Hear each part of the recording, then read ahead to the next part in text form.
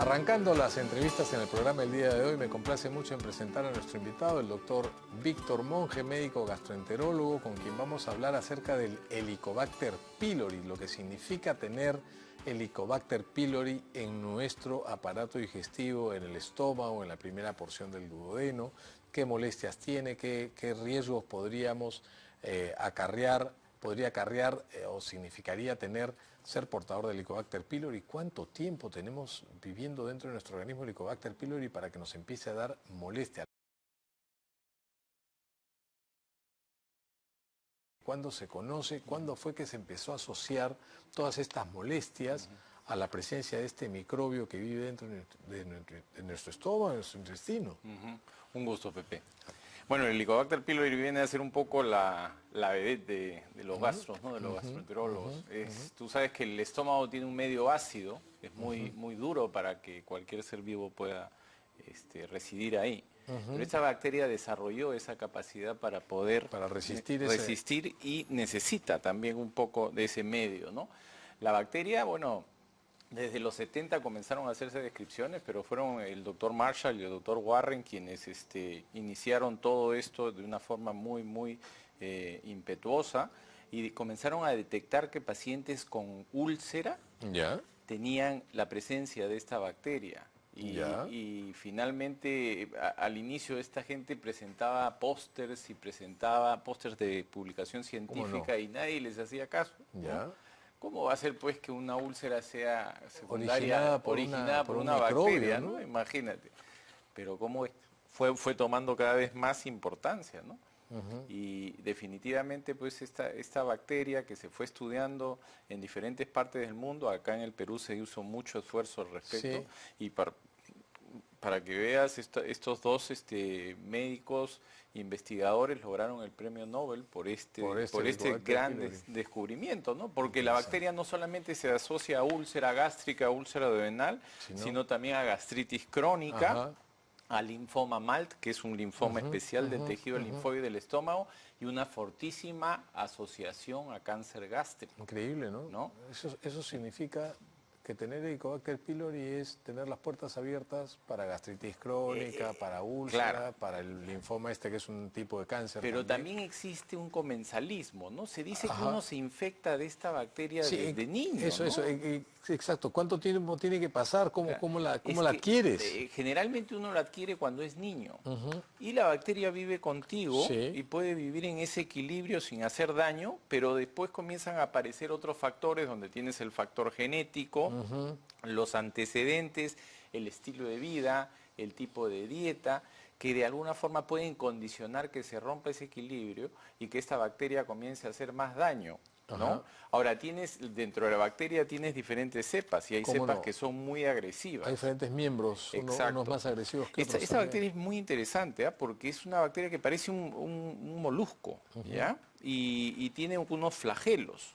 Tú sabes que en el estómago hay mucho ácido, pero el ácido no le hace daño a la capa superficial del estómago porque tiene un buffer, un moco.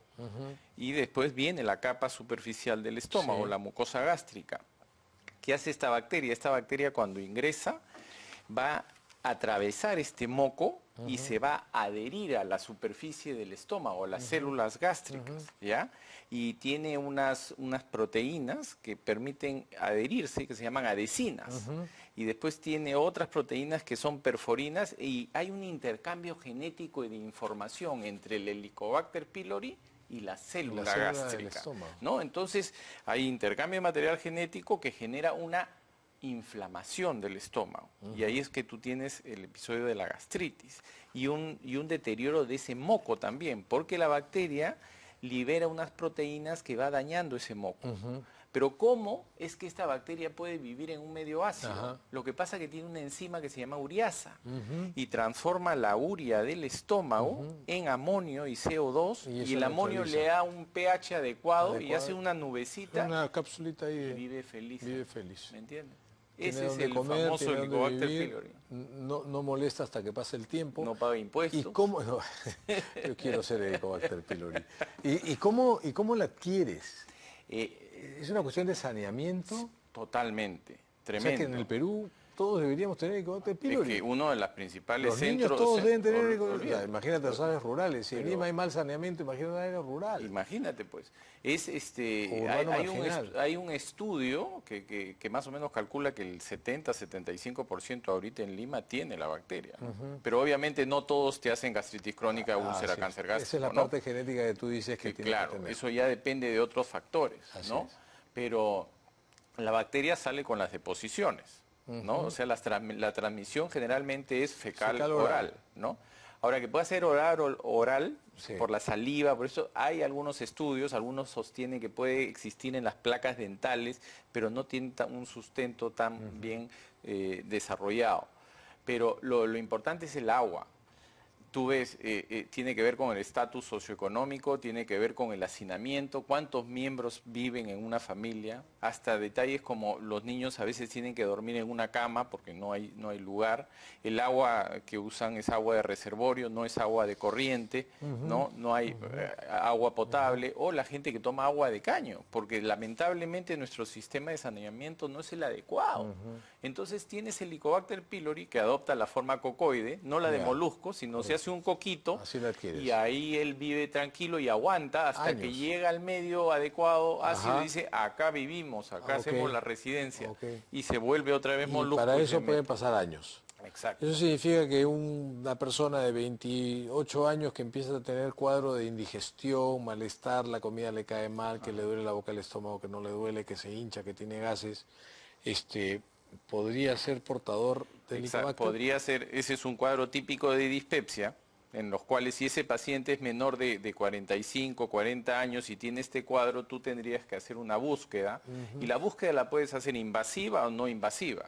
La invasiva es lo que nosotros los gastroenterólogos hacemos, Y es la hacemos que la endoscopía. ¿Y es la que prefieren para hacer un buen diagnóstico? Va a depender del paciente y de la situación, ¿no? Porque no se trata tampoco de hacer la endoscopía a todos. O sea, ¿no? Si es una hacer la persona endoscopía joven, es la forma invasiva. en la invasiva porque tomas la biopsia y lo Correcto. mandas lo puedes mandar al patólogo y él lo ve al microscopio, o también tienes unas pruebas de ureasa rápida Sí. que la pones y cambia de color si es que está presente. Entonces En tienes el una forma momento- rápida de detectar. Ya, Claro. correcto. ¿Y la forma no invasiva? Son los test de aliento. ¿Qué tan sensibles son? Tienen una buena sensibilidad Y específico. O sea, una vez que pero el test de aliento dice, te sale positivo, sí, o sea, tú respiras, botas tu aire por una cánula que mide la cantidad de hidrógeno que botas, ¿no es hidrógeno, cierto? en este caso más es el carbono. Carbono, ¿no? ¿No? Correcto. Porque es marcado. Tú tienes la prueba de C13 que no es con marcador radioactivo, que Ya. es el que prefieres hacer en los chiquitos y en las Correcto, gestantes, ¿no? correcto. Porque si bien es cierto la marcación radioactiva es mínima, pero Sí, de todas maneras igual prefieres, la ¿no? evitas. Y el C14, que es lo que nosotros gastros de Es el adultos más carbono usamos, ¿no? radioactivo. Por eso yo hago una endoscopía, le encuentro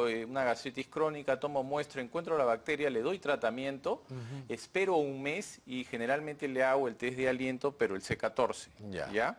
Y eso me va a decir erradicado o no Claro, erradicado. Si la concentración en el aliento, en la exhalación, Exacto. supera un sobrepasa. valor, dices, no está erradicado. Va a depender, claro, de esto que te comenté de la ureasa, ¿no? Cómo él transforma la urea en amonio y en Así es, C2, correcto. entonces eso es lo que Eso- capta eso es lo que esta capta prueba, esta ¿no? prueba. Sí. Y- Ahora, tienes también las de sangre, ¿no? Y es bastante sensible y específica. Sí, sí, sí. O sea, si te sale positiva es bastante probable que no Mucho sea. más que las pruebas de sangre en los Ajá. cuales ves los anticuerpos, ¿no? Lo que pasa que a veces para hacer un chequeo tú puedes tener todavía anticuerpos ¿Cómo no? circulando y te puede confundir. Sí, claro, ¿no? el anticuerpo te dice que hay una lucha y que se ha producido Claro, esta sustancia. y que todavía está, pero no, pues Correcto. son los recuerdos de que peleó, ¿me entiendes? Y se radicó. Eso es. ¿Qué características tiene una persona que llega a tu consulta en la que tú sospechas el Helicobacter, o sospechas en todos? Dices, es tan prevalente, es tan común que hay en Lima que... o sea, si te realmente, voy a hacer una endoscopía para ver si tienes una úlcera, voy a estar pensando que tengo que buscar también Helicobacter. Claro. Lo que pasa es que a veces las personas piensan que, o sea, tú puedes tener un cuadro de dispepsia, ¿no? Llenura, acidez, vinagreras, ardor, mala digestión, en fin, todas estas cosas. y uno piensa que la bacteria es la que llegó y te generó eso, ¿no? Claro, puede generarte todo el proceso, pero generalmente hay otras cosas que suman, ¿no? Pero no es como una salmonela, una shigella que entra, te da un cuadro de diarrea, fiebre, ¿no? Sonaste y ya está. No, ella entra y estuvo hace tiempo, pero hubieron factores que descompensan. ¿Cómo no? Pero de todas maneras, la bacteria es un factor que uno tiene que sacar de plano. ¿Por qué? Porque en algún momento puede generar algún tipo de patología como el cáncer gástrico, que con lo que tiene bastante asociación. En el siguiente segmento vamos a seguir conversando de el tratamiento y saber qué otros procedimientos se deben hacer para poder establecer un buen manejo del paciente. Excelente. Nos vamos a una pausa y venimos con más en el consultorio de la Buena Vida.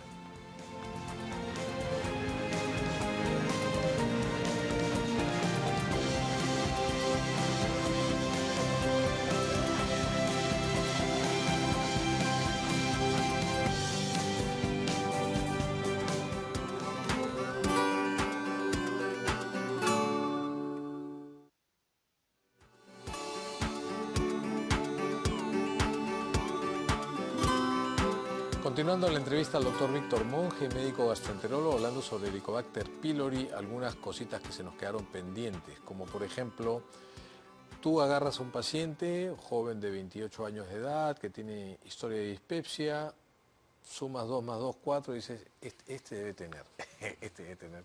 ¿Cuál es tu siguiente paso? Hacemos una evaluación, buscamos historia clínica muy importante, antecedentes familiares, ¿no? Saber si ese paciente tiene antecedentes de enfermedad ulceropéptica, si tuvo úlceras, ¿no? Saber si en la familia tuvo antecedentes de cáncer gástrico, que si tuvo antecedentes directos de cáncer gástrico y directo es papá, mamá, hermanos, ¿no?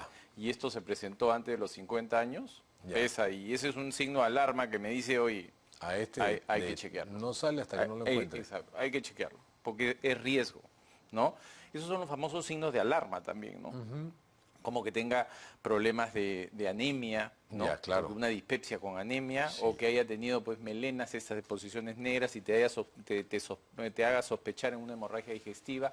Estos signos de alarma te dicen, vamos, hay que entrar a hacer una endoscopía y hay que mirar ese estómago cómo está.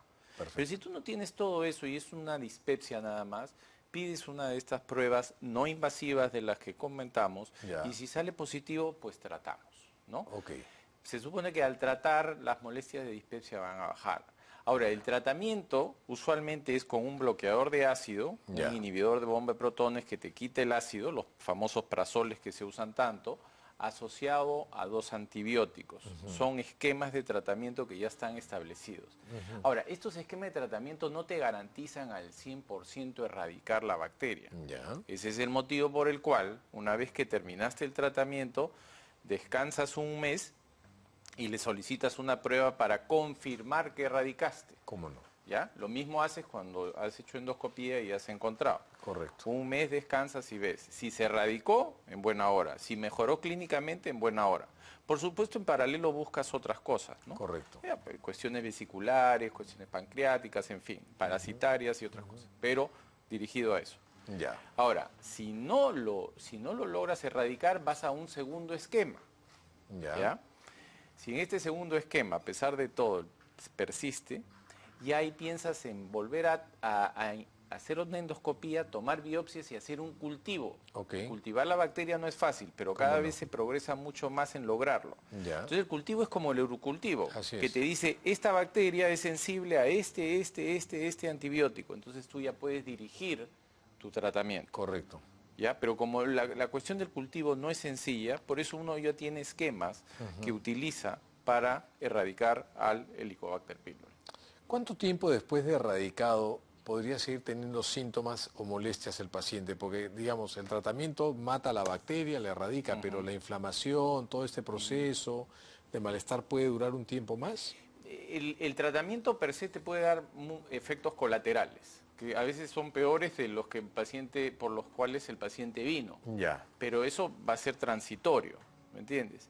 El tiempo va a variar, y tú tienes que explicarle al paciente que va a tener efectos colaterales, pero generalmente debe haber ya una mejoría. Si no lo hay, tienes que buscar alguna otra cuestión. Acuérdate que el tratamiento va con este bloqueador de ácido, ¿Cómo no? que al final es el que desinflama tu estómago. Si Correcto. tienes una gastritis y no tienes Helicobacter pylori, te voy a dar los prazoles Así es. y con eso vas a mejorar.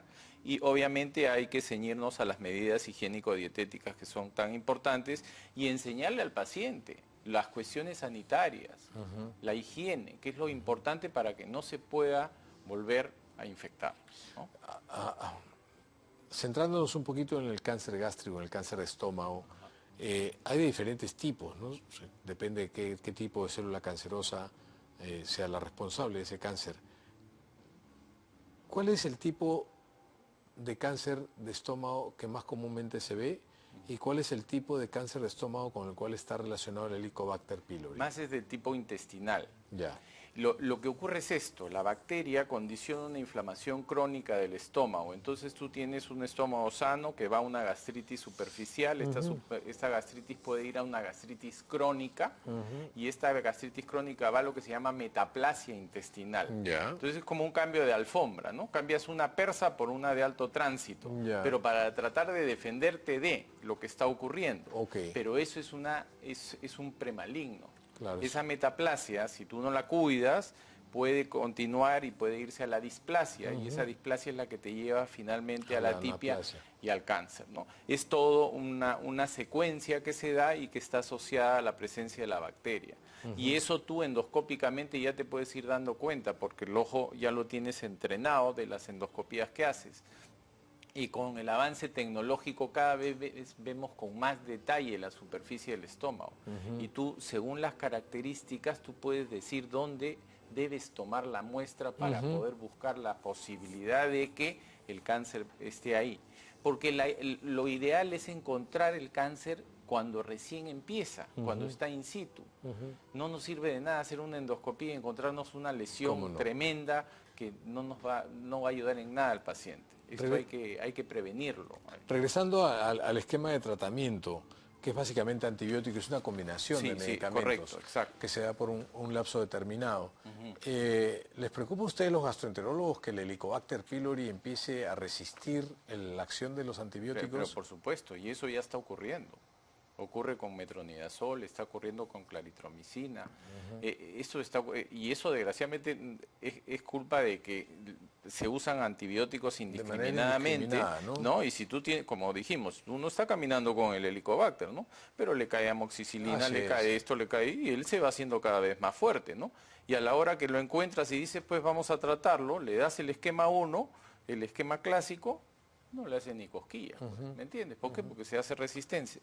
¿Resistente por qué? Porque se abusaron de antibióticos antes, ¿no? ¿Cuál era el esquema inicial del tratamiento del Helicobacter pylori? ¿Y en qué ha cambiado ahora? ¿Cuál es el esquema? En realidad el esquema que estamos utilizando es el de amoxicilina con claritromicina, pero hay esquemas que asocian metronidazol, furazolidona y bismuto, pero el metronidazol en el Perú tiene mucha resistencia para el Helicobacter Acá en el Perú. Sí.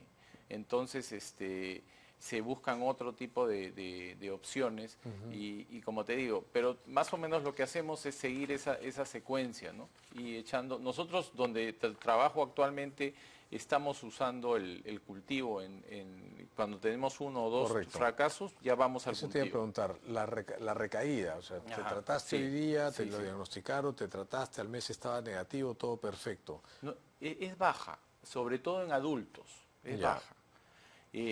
Y es baja porque ya hay cierta resistencia inmunológica también de parte del individuo, ¿no? Claro. Y volviendo a que uno lo adquiere generalmente cuando nuestro sistema inmunológico no está fuerte, cuando uno es pequeño, ¿no? Entonces, si ya lo logras erradicar y estás frente a otro sistema inmunológico mucho más reforzado, es difícil que pueda volver, pero ojo. ¿Qué factores potencian el daño del Helicobacter? Hablaste de factores. Sí. Hay los alimentos salados. Ah, sí. Los alimentos salados, los alimentos ahumados. Todo eso hace que, por alguna razón, hay estudios de asociación que dicen que esta bacteria pueda sostenerse y vivir mucho más cómodo. Además que los componentes de los alimentos salados, las nitrosaminas, todos esos son inductores también de cáncer gástrico. De cáncer gástrico. Entonces, si tienes un carcinógeno, que es el Helicobacter pylori, y Ajá, encima le estás metes metiendo más. por vía oral ¿Cómo no? todos los ahumados, los embutidos, y todo, en exceso, ¿no? Café, La cafeína no tienes problema. picantes. Básicamente por la sintomatología, Nada más. pero decirte, oye, el hecho de usar irritantes va, no. Con lo que ha habido bastante asociación es con lo que te acabo de El comentar. abuso de antiinflamatorios, no esteroideos. Los antiinflamatorios dañan muchísimo el estómago. Ellos Y una solos dañan un montón. Ellos solos, pero imagínate con un Helicobacter pylori, que ya tienes una inflamación basal y le añades antiinflamatorios, lo que vas a tener es una úlcera facilita y una úlcera complicada, ¿no? Y vas a tener a alguien que debute pues con una hemorragia digestiva o algo más complicado, ¿no? Bueno, mejorar el nivel de saneamiento, cuidar el tipo de dieta. Básico y fundamental. No vamos a avanzar mientras que no hagamos eso. Víctor, pues te agradezco muchísimo. Ha sido un enorme placer. Como Gracias siempre. por estar con nosotros, por tomarte la molestia de venir hasta acá. Cada vez que te convocamos, siempre estás ahí. Gracias. Un gusto tremendo.